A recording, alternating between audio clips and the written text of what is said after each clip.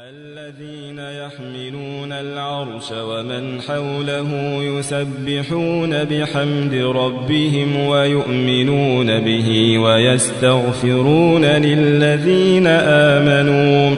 ربنا وسعت كل شيء رحمة وعلما فاغفر للذين تابوا واتبعوا سبيلك وقهم عذاب الجحيم ربنا وأدخلهم جنات عدن التي وعدتهم ومن صلح من آبائهم وأزواجهم وذرياتهم إنك أنت العزيز الحكيم وقهم السيئات ومن تق السيئات يومئذ فقد رحمته وذلك هو الفوز العظيم إن الذين كفروا ينادون لمقت الله أكبر من مقتكم أنفسكم إذ تدعون إلى الإيمان فتكفرون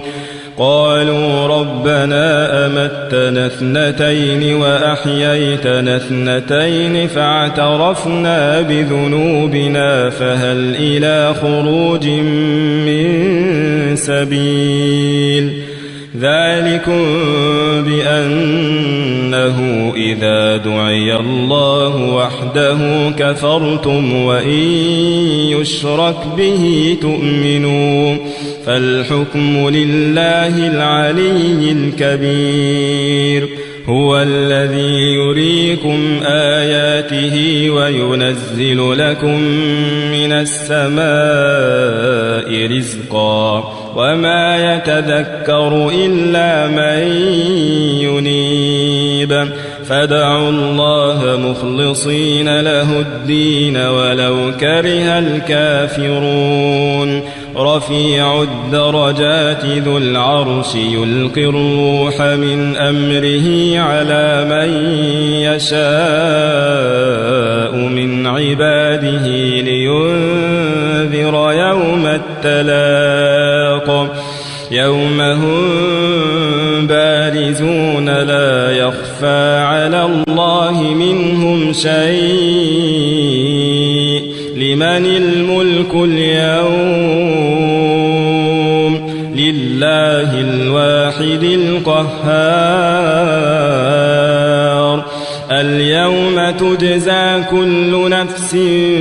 بما كسبت لا ظلم اليوم إن الله سريع الحساب